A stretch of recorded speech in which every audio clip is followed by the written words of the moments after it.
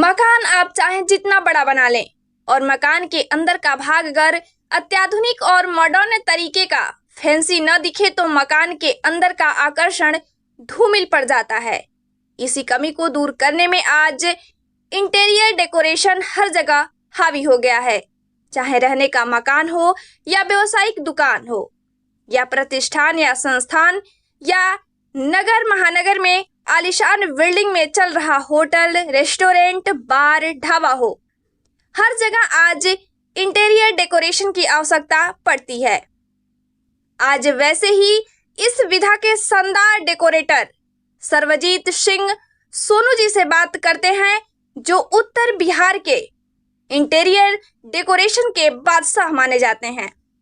मित्रों, interior decoration के बेताज बादशाह के रूप में जाने जाते हैं सर्वजीत सिंह सोनू और हाजीपुर निवासी हैं। ये मेरे बगल में बैठे हुए हैं। इनसे अभी बात करेंगे कि इन्होंने ये इस फील्ड में अपना काम शुरू किया और कहां से शुरू किया। सबसे पहले तो मेरे दर्शकों को आप अपना परिचय देंगे। सभी का दिल से धन्यवाद। आपके जितने भी दर्शक हैं उन सभी को।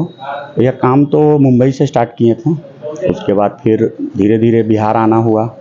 बिहार आए तो कमोबेश बिहार के सब छोटे बड़े शहर में मतलब पटना से स्टार्टिंग किए, मुजफ्फरपुर, दरभंगा, मोतिहारी, भागलपुर वगैरह, गया, हाजीपुर। हाजीपुर में अपना गृह शहर है, अपना यहीं पले बढ़े हैं, पैदा लिए हैं।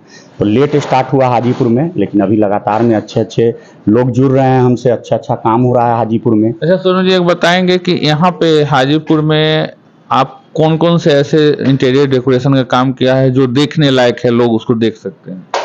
बहुत सारे हैं। जैसे अभी एक शहर में अपना D3 करके है कैफे मरई रोड में, वो बनाए हैं। बगल में काठी नेशन बनाए हैं। अभी एक देसी जायका है वो बनाए हैं। ये बन रहा है कृष्ण मुरारी का, ये भी बहुत भव्य और बहुत आलीशान, बहुत पुराना प्रतिष्ठान है शहर का, 50 साल पुराना, 60 साल पुराना।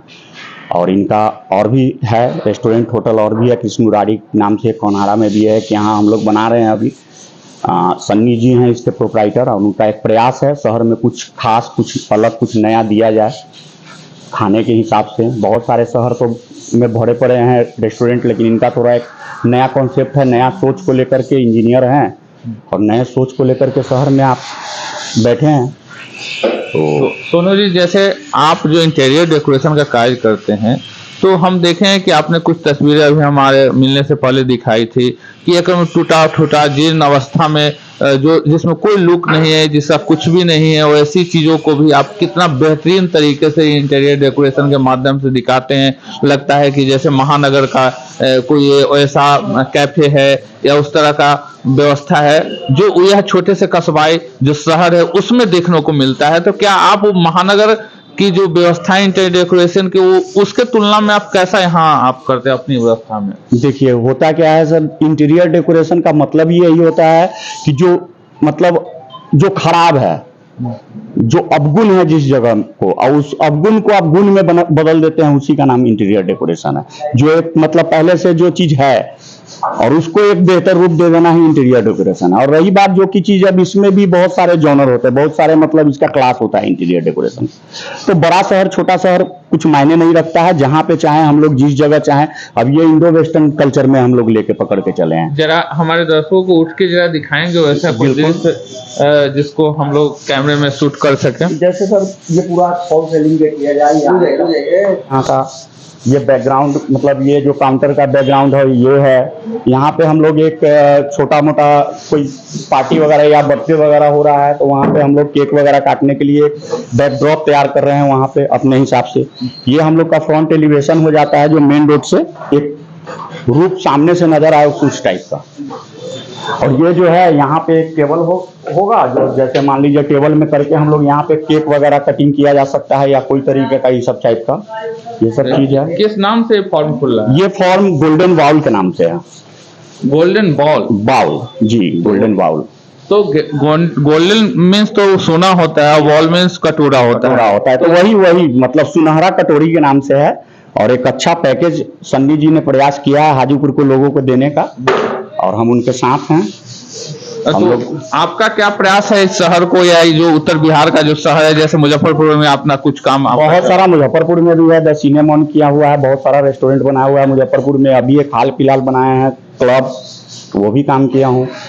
पटना में भी बहुत सारा अच्छा अच्छा काम किया हुआ है। तो कहने का मतलब है जहाँ पे भी लोग मिलते हैं जुड़ते हैं, उनका एक अपना होता है, कुछ उनके पास में होता है कि हम कुछ ऐसा सोच रहे हैं, तो थोड़ा बहुत वो हमको क्या करते हैं, एक रेफरेंस देते हैं, और उस रेफरेंस को जो है पूरा तरीका से हम लोग का काम होता है उस चीज को।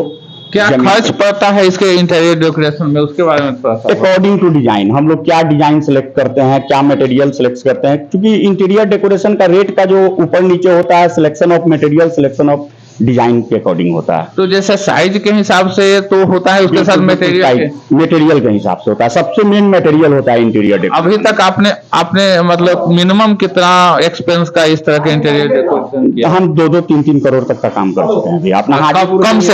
कम से कम मिनिमम 10 लाख, 8-10 लाख, और ऐसे कुछ है नहीं, अपने लोग हैं और छोटा शहर है बिहार के, 1-2 लाख रुपया भी काम मिलता है तो उसको भी हम लोग करते ही हैं।